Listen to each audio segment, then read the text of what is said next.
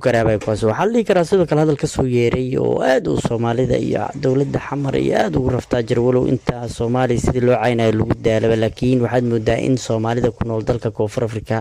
hadal diblomaasiyadeed uu ku hadlay oo uu u garaabay xaqiiqatan marka la yiraahdo booliska iyo militariga iyo wax raadinaa uu ka celiyay uu yiri dadka meel u noqdaan male oo Soomaalida uu garaabay laakiin haddana waxaa moodaa in dalka maalin walba surwada saaxiibayaal barnaamijkeena muuqaalka dunida oo aan caawa ku soo qaadan doono warbixino iyo muuqaalo la yaab leh oo aad moodo in dadka Soomaalida iyo Soomaalida lagu kafi doono waxaan ka hadli doonaa nin ka mid ah xisaabta cunsuriyiinta oo midowga Yurub oo wareysi isbuucan u bixiyay Soomaalida aad ugu liiday sidoo kale mas'uul sare oo ka tirsan xisbi xaakimka dalka Koonfur Afrika oo asagana Soomaalida ka hadlay iyo waliba muuqaalo kale oo kuwa social media aad u soo qabtaan ka hadli doona u diyaar garooba saaxiibayaal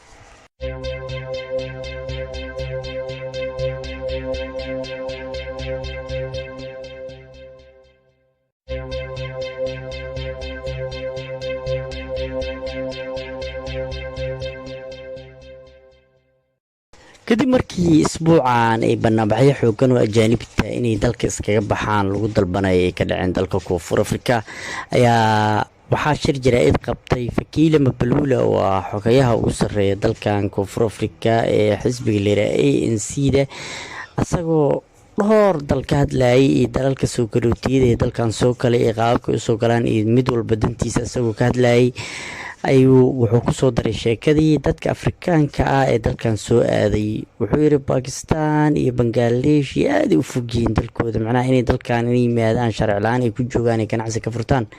wax suuragal ma ah taasoo uu ugu garaabay kuwaas waxaa la dhihi karaa sidoo kale hadal ka soo yeeray oo aad u Soomaalida iyo dowladda xamar iyo aad ugu raftaa jir walow inta Soomaali sidii loo caynayo lagu daalaba laakiin waxaad moodaa in Soomaalida ku nool dalka Koonfur Afrika hadal diblomaasiyadeed uu ku hadlay oo uu u garaabay xaqiiqatan marka la yiraahdo booliska iyo militariga iyo wax raadinaa uu ka celiyay uu yiri dadka meel u noqdaan male oo Soomaalida uu garaabay laakiin haddana waxaa moodaa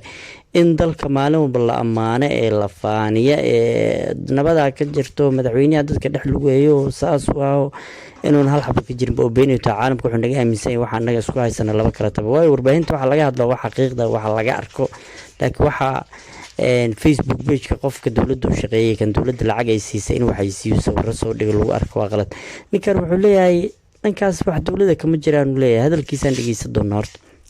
so on Somalia has collapsed there's no country there and then Mogadishu there's no country there they move as far as Pakistan it's far my brother Pakistan is far. People move from Pakistan. People move from Bangladesh. There's no war there. In Bangladesh and Pakistan, people come here and settle and have businesses and so on. Somalia has collapsed. There's no country there. And then Mogadishu, there's no country there. They pass every place straight and establish shops here. If you go to ninkan waxa uu sheegay marka laga soo tago in Soomaalida Koonfur Afrika ku nool uu garaabay laakiin waxa muuqato in sida kale uu bahdilaad kula wuxuu leeyahay meeshaas Soomaaliya wax dawladda kama jirto xamar meesha la yiraahdo waaba yasaabo waa meel wada corruption oo lagu boorfaad u leeyahay dal walba iska soo maraan ilaa ay yimaadaan u taagan Soweto ay dukaan ka furtaan u taagan oo laga yaabaa xataa guryahooda la soo gaday dabcan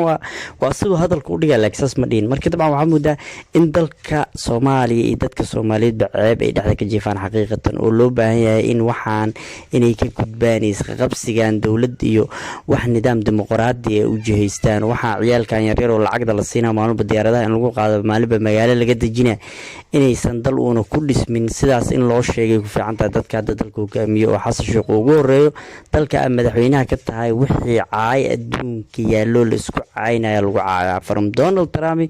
to Fakile Mbalula oo South Africa ilaa Burkina Faso ilaa Uganda xitaa marmar soo caynaa arkin ku tuurana waxaana la yiraahdaa 40 sano waa 40 sanadood ugu xumeedo Soomaaliya caayaha ugu xunay ku dhacaan hadda adduunka dhan inaan ka takoorana moodaa qofka Koonfur Afrika ku nool oo Soomaaliga ah dadka South Africaanka waa la liidaya xitaa ajnabiga kale ayaa ka qiimo badan marka taas waxay dhacaysaa xilli Soomaaliya meel xun ay ku socoto dadkii Soomaaliyeedna dhanka kale sheekadii la yaabka lahayd isbuucan markintaan aruurinaynay warba warbuu ka fiican aan soo qabanahay waa nin ka mid a xisbiga AFD la yidhaahda ee axsaabta cunsuriyiinta ee midooda yurub ka hana qaada ka mid a islamarkaana xisbiga loolanka adag hadda ku haya dalka jarmalka ah oo waraysi siinaya mid ka mid a warbaahinta aljaziira iyo wariyaha mahdi xasan la yidhaah ayaa wuxuu sheegay in macnaha 10,000 oo iiraaniyiin ah oo muslin ah oo jarmalka timaada inay wax ka fiican tahay oo ay dhaanto 10,000 oo Soomaali ah oo macna la'aan uu yiri macnaha dad meaningless wax macna aan lahayn oo taya aan lahayn ayuu xaqiiqatan ku tilmaamay wuxuu yiri marka 10,000 oo Iiraan ah oo Jarmalka joogda ayaa nooga fiican nooga taya fiican 10,000 oo Soomaali ah oo Afrika laga keeno dhaay waliba muslim uu yiri 10,000 oo muslimiin Iiraan ah ka fiican 10,000 oo muslimiin Soomaali yiri taasoo dabcan hadalkaas wuxuu ula jeeday kulli waa wax uu Jarmalka ka arkay iyo qaab darrada Soomaalida meel bay adduunka ku hayso iyo candhuufta iyo wasaqda iyo xushmad darrada iyo inaan la shaqaysanayn iyo aqoon darrida ayuu ku arkay dabcan saas uu ula jeedaa dabcan si kale ma xaqiiqatan markaan hadalka si fiican dadka Soomaaliyeed dad wax bartana ma aha dad dhaqan wanaagsanna ma aha muslimnimadooda marka laga soo tago dabcan hadda waxa la barbardhigo dal kale oo muslim sida la sheegay marka hadalkiisa wuxuu u laba dhacdaynayaa in dalkaasi iyo dadka ku nool waxba Soomaali sheegay adduunka inaysan qiimo ka lahayn taas oo hadalkiisa ka dhigay hadalkiisina waxa kamid ahaa qaybo yar hadaan ka heli karno. Which kind of Muslims? You tell me. I have no problem if you say we have now 10,000 young people from Tehran in Iran who come to Germany for study and having no problem with them. I don't want to have 10,000 Somalis. Okay? It's a difference. You don't like Somalis? I know the data and I know that how Somalis perform in Western countries. And I know how Iranians perform in Western countries. Both are Muslims. Do I have a problem with Iranian Muslims? No, I don't have. qodobka ugu dambeeya oo aan ku soo qaadan doono barnaamijkeena muuqaalka dunida wuxuu noqon doonaa qoladii suuluga ahayd ee intaan ka gacsaneed koonfur Afrika waxba aanan ogeyn dadka iska dabaala ah ee hubka la haadaya xitaa ciyaalkooda yaryar doqonnimada waxaa lagu barbaariyaa marka ay dhashaan dabcan waxa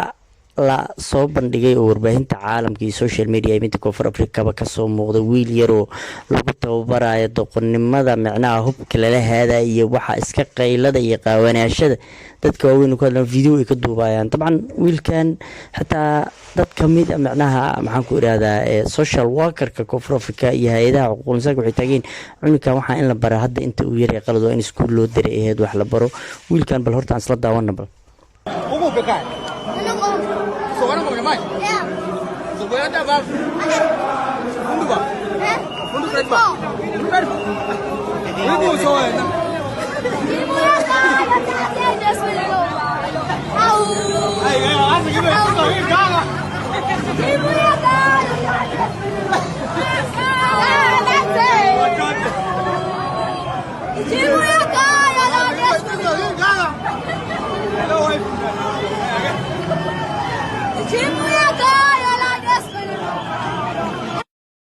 intaas ayaan kusoo koobaynaa wixii aan ka soo aruurinay warbaahinta caalamka iyo social media wixii lagu soo bandhigay inta wada xiiso leh waa mahadsantiin saaxiibayaal inta aan mar kale dib u kulmayno.